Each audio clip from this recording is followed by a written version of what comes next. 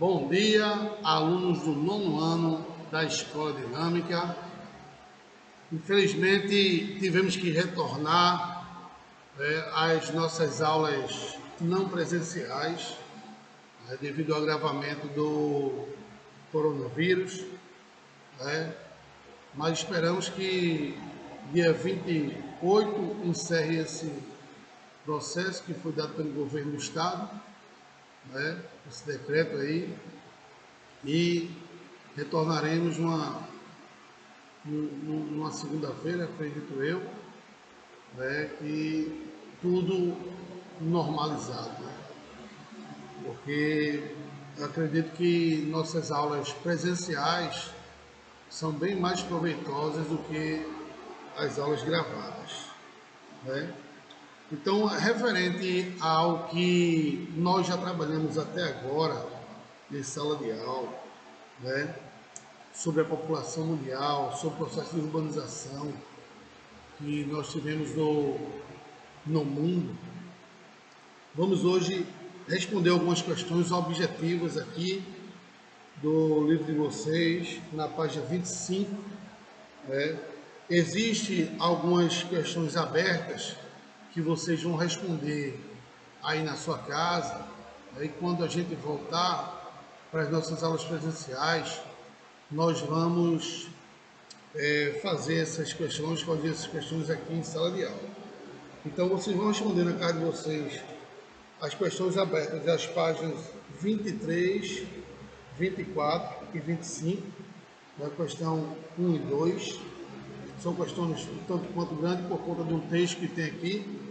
E aí eu vou responder e discutir algumas questões aqui objetivas da página 25 e 26 relacionado ao nosso conteúdo que foi abordado nas aulas anteriores.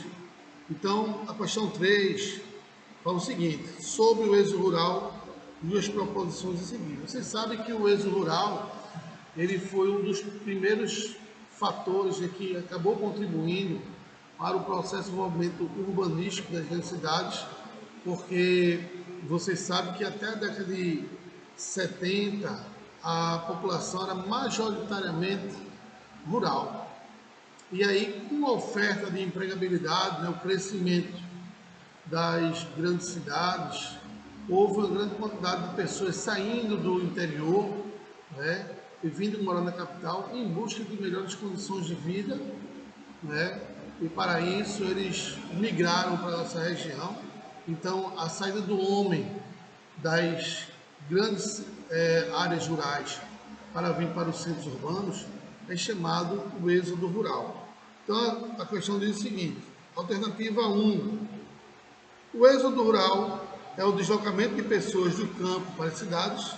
Está correto, eu acabei de falar para vocês aqui, Eles saíram do campo em direção à cidade em busca de melhores condições de vida, em busca de melhorar a situação econômica, É um tipo de migração permanente, não é sazonal, onde boa parte das pessoas que migram do meio rural para o urbano ficam definitivamente no meio urbano e não querem voltar mais, ou às vezes não conseguem voltar mais para a sua cidade natal. 2. O êxodo rural é um movimento migratório unicamente voluntário, sempre movido pela vontade das pessoas que migram, de forma alguma. E quando ele bota aí unicamente voluntário, ele está generalizando a questão. Geralmente palavras generalizadoras deixam a questão errada. Então, na realidade, as pessoas não migram voluntariamente. Eles vão em busca de melhores condições de vida, porque ninguém quer sair da sua terra natal, da sua terra de origem, sem ter algum motivo que lhe obrigue a deixar essa terra. E aí o êxodo rural, por conta da falta de alimentação, por conta de um clima desfavorável, faz com que a população acabe se retirando da sua cidade de origem e em busca de melhores condições. Então aí a questão 2 está errada. 3. O fator, em geral, o êxodo rural ocorre porque os habitantes do campo buscam melhores condições de vida. Certíssimo, foi o que eu falei para vocês aqui. em busca de melhores condições de vida, muitas pessoas saem do campo para tentar uma vida melhor no meio rural. Então aí o 3 está correto. 4. As pessoas que vivem no campo optam por morar nas cidades para ter acesso a serviços de educação, saúde, saneamento básico e lazer. Também está correto, porque vocês sabem que o meio rural é um tanto quanto atrasado. Muitas pessoas não conseguem sair da sua casa, sua terra natal, né? Da sua casa, na realidade, para comprar um medicamento no meio rural, né? O cara, às vezes, tem que andar 5, 6 quilômetros para encontrar uma farmácia.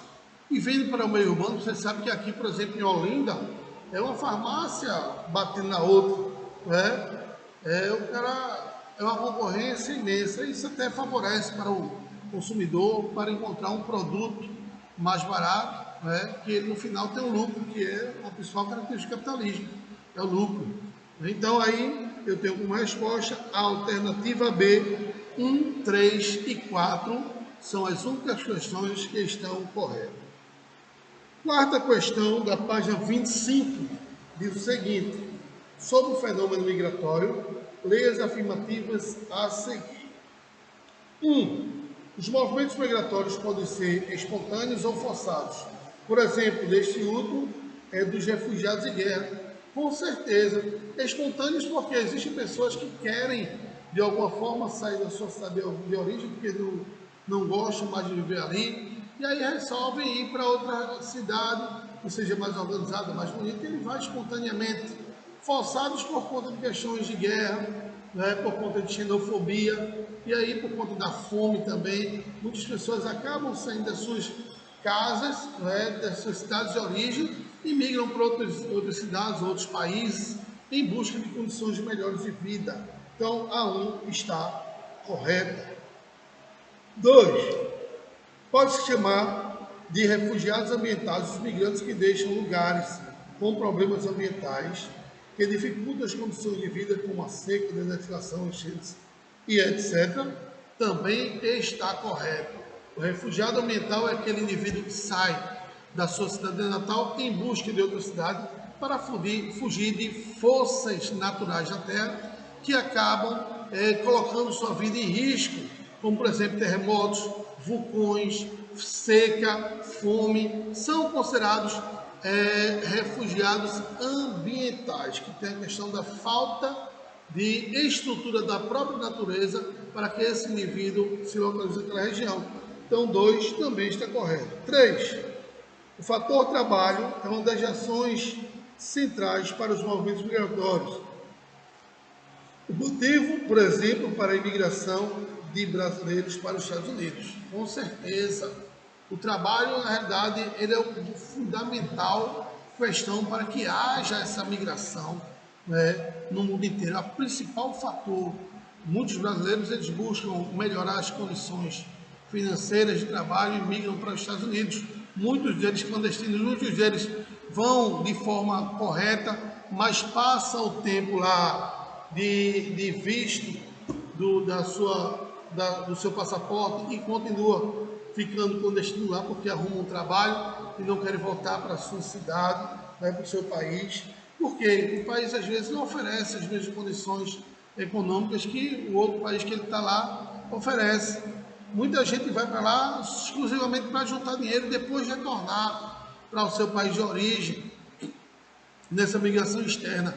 Eu mesmo tenho vários amigos que foram para lá, nos Estados Unidos, e aí passaram 2 anos lá se alimentando de coisas básicas, né? Morando em subúrbios bem deploráveis mesmo, porque eles faziam o máximo para não gastar dinheiro e juntar o máximo de dinheiro quando voltaram para cá, compraram apartamentos, compraram carros, né? Compraram sítios, e aí investiram dinheiro e hoje em dia vivem de aluguel, né? Não precisam mais trabalhar, porque o pé de meia que fizeram lá deu para se sustentar aqui para o resto da vida. Fizeram uma condição econômica muito boa, já que o dólar ele é bem mais forte que o real. Uma pessoa que for para lá hoje para juntar dinheiro, ele vai se dar bem. né? Porque o dólar está 3 vezes maior do que o real. Então o cara vai para lá e junta US$ 1 milhão, consegue juntar US$ 1 milhão, né? Ele volta para casa praticamente com 3 ou 4 milhões de reais, não é? Por conta justamente desse valor que o dólar está, né? Muito elevado. E aí, consequentemente, para o cara ir para os Estados Unidos juntar dinheiro, claro que ele também tem que ter um dinheiro bom para comprar passagem, né? E aí ele vai juntar um dinheiro bom e quando ele voltar, consequentemente, ele vai estar organizado financeiramente, né? A não ser que ele queira gastar o dinheiro todo aqui com gandaia, aí ele não se organiza nunca, né? Então, o 2 também, o 2 não, o 3, né? Está correto aí, né? Tem o êxodo rural, cadê? Esse aqui não, é o 2 mesmo. Pode chamar de refugiado, não, isso aqui eu já falei. É o 3. O fator trabalho é uma das razões centrais para os movimentos migratórios, o motivo para imigrantes brasileiros nos Estados Unidos. Então está correto aí o 3. 4. A Europa foi importante foco de imigração para o século XV até aproximadamente a metade do século XX. Claro que não, né? O foco de imigração, né? A Europa foi de emigração, ou seja, saída das pessoas da Europa, né? Para imigrar em outros continentes, como o continente americano, que foi o foco da imigração naquele período, né? Onde nós tivemos as grandes navegações, século XVIII, né? Século XIX, né? Muitos imigrantes vieram para cá, para século XVI também, né, para fazer o processo de colonização no Brasil. E aí, consequentemente, nós tivemos esse processo, né, imigratório aqui na América. Logo, não foi a Europa o foco da imigração, e sim a América. A Europa foi de emigração, a saída do homem daquele continente para outros continentes. Porque existe uma diferença entre imigração e emigração. Emigração, um movimento de saída da população de uma determinada cidade. E o movimento de imigração é o movimento de entrada da população em determinado país. Então eu tenho uma imigração quando eu entro, emigração quando eu saio. Quinto, alternativa 5, o Brasil no século XIX foi a área de atração de imigrantes que buscavam novas oportunidades, sendo o maior grupo de origem latino-americana, paraguaios, argentinos e bolivianos, de forma alguma, né? O maior grupo que buscaram se instalar no Brasil foram os povos europeus e não povos latino-americanos. Então eu tenho a resposta aí, a letra A, 1, 2 e 3. A 4 e 5 estão erradas. Ok? Vamos lá para uma questão na página 26. Assinale a interpretação correta para o mapa ao lado. Aí eu tenho um mapa da África, né, onde eu tenho áreas de transição demográfica, são as áreas mais escuras. Aí tem a primeira fase da transição, um marronzinho mais claro, e a segunda fase da transição, fundamentalmente, diminuir a mortalidade reduzida, que são, na realidade, essa parte mais branca aí, a parte dos países africanos de menor condição econômica desfavorável, ou seja, a parte dos países mais, digamos assim, menos pobres da África, né? Já os países onde eu tenho um marronzinho mais claro, né, já são os países onde tem uma economia um pouco mais envolvida do que, um pouco menos desenvolvida do que essa de branco aí. E o marrom escuro, né, que aí entra a África subsaariana, a África negra, onde eu vou ter uma África aí extremamente pobre, né, uma pessoa que vive abaixo da miséria. Então, ó, assinale a interpretação correta do mapa ao lado. Letra A.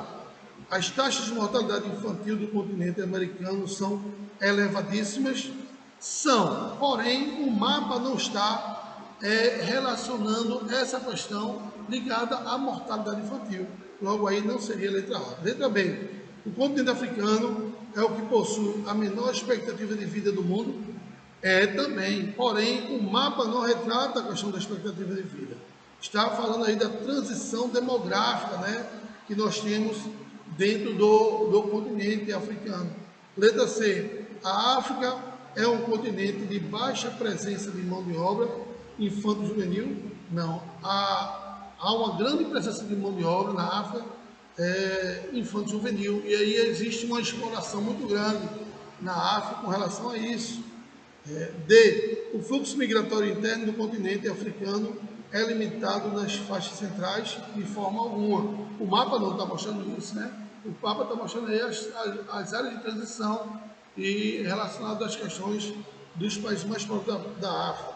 Então, ó, letra E, a natalidade nos extremos sul, norte da África é menor que na região central.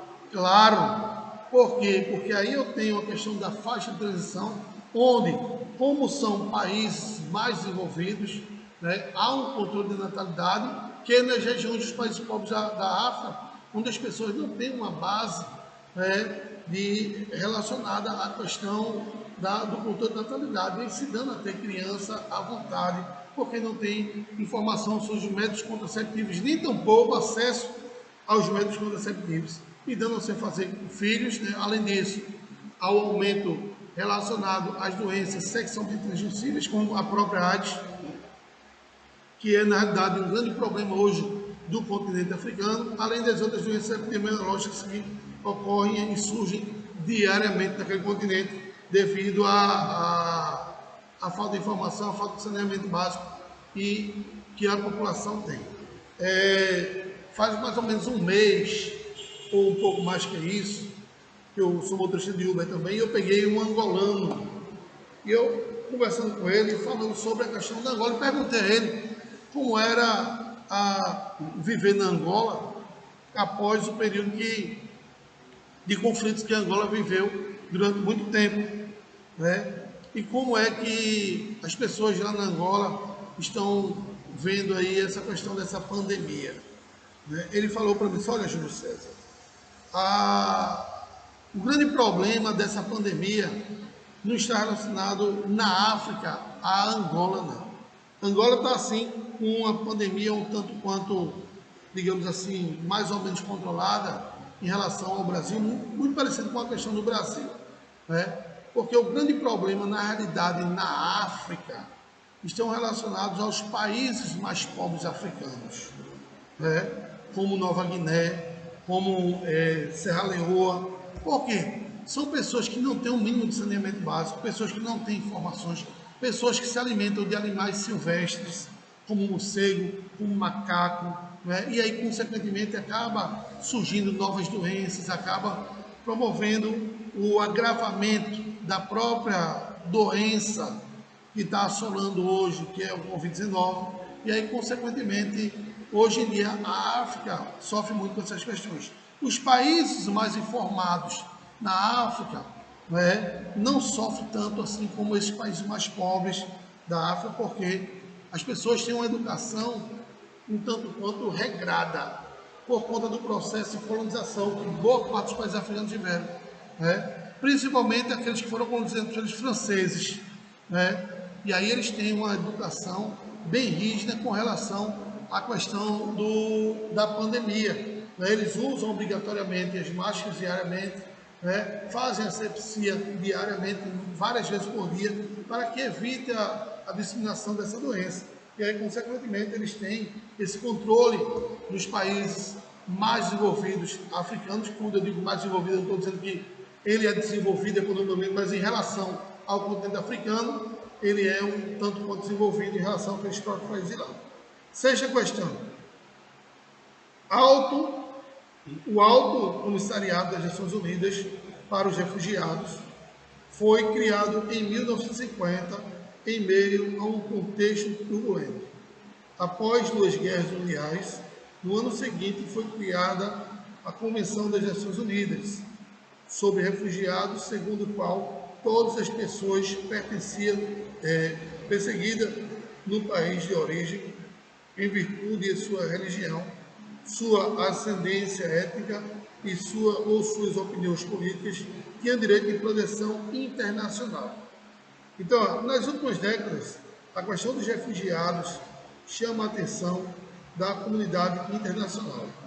Uma das situações que tem atraído essa atenção é, letra A, o fluxo de refugiados da antiga Iugoslávia, principalmente na década de 60, onde pessoas foram expulsas pela violência e perseguição étnica que matou e fragmentação do país.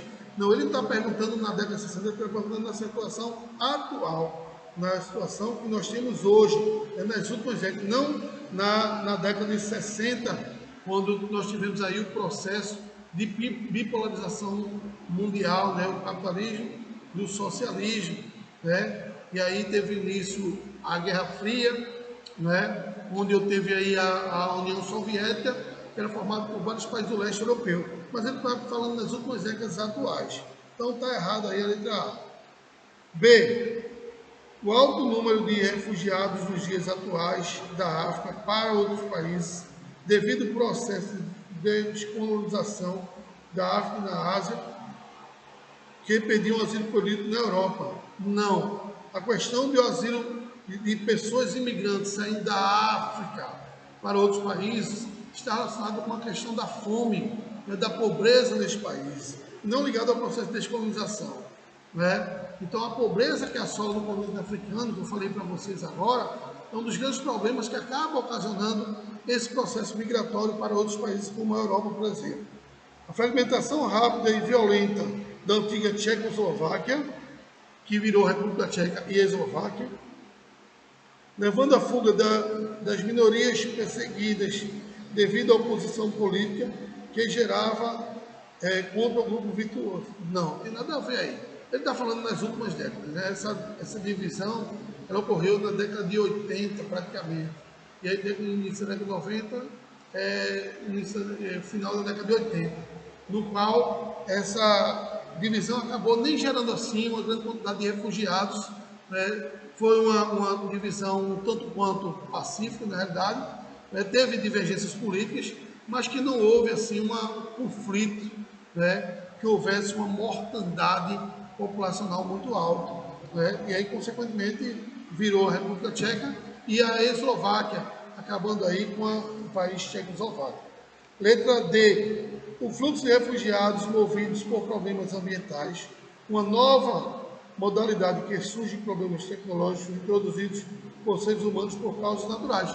Certíssimo aí com essa questão. Então, o fluxo de refugiados se dá por conta da questão ambiental, né? Aqueles refugiados ambientais que eu falei para vocês, devido à seca, né? Devido à fome, devido a terremotos que ocorrem em alguns países africanos, devido a vulcões ativos, e acaba, de certa forma, provocando essa saída, né? Principalmente na Ásia também, né? Teve terremotos que ocasionou grandes desastres ambientais e muitas pessoas acabaram saindo do seu país de origem, buscando uma vida melhor na Europa. E aí acabou ocasionando certas desavenças, uma certa xenofobia em alguns países, né, que é a aversão aos povos estrangeiros, e que acaba ocasionando alguns conflitos étnicos, o excesso de pessoas que adentram na Europa, em alguns países europeus. E letra E, o maior acolhimento de refugiados do mundo por parte dos países mais envolvidos, industrializados, cerca de 80% total, no momento cresce sentido anti-refugiados. Né? Na realidade, não tem um acolhimento. Né? As pessoas recebem forçadamente boa parte de refugiados, né? Principalmente alguns presidentes, por exemplo, Donald Trump mesmo está fechando fronteiras, né? Na verdade, ele fechava, porque agora não é mais ele, né? Quando ele era presidente, ele fechou a fronteira entre Brasil, ou entre Estados Unidos e México, né?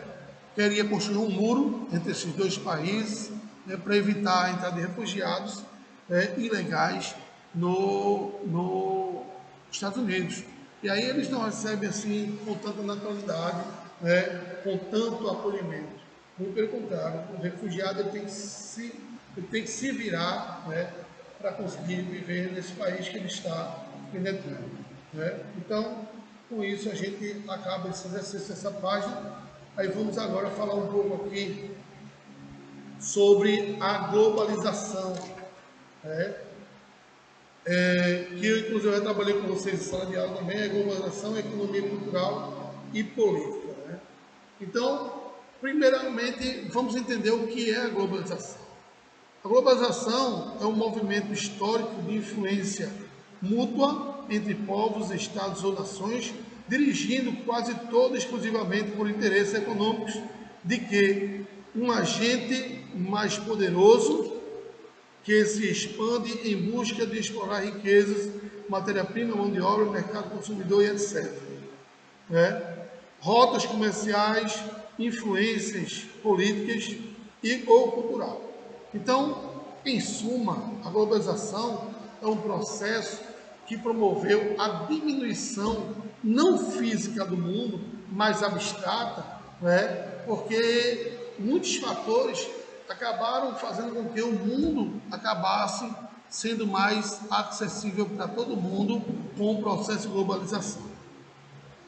Mas essa globalização é nova ou antiga? Né? Como é que podemos discutir isso aí?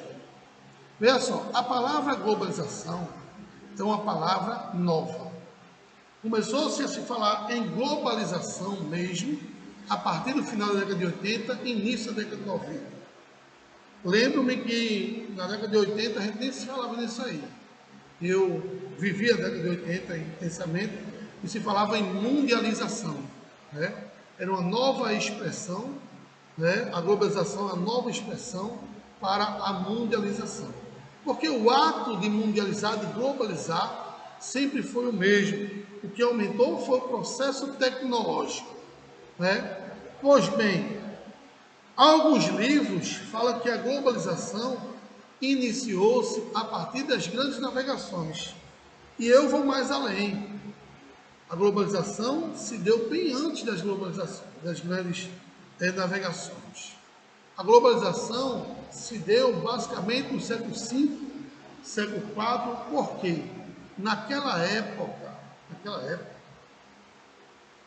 existia uma relação muito direta entre Europa, África e Ásia pelo mar Mediterrâneo.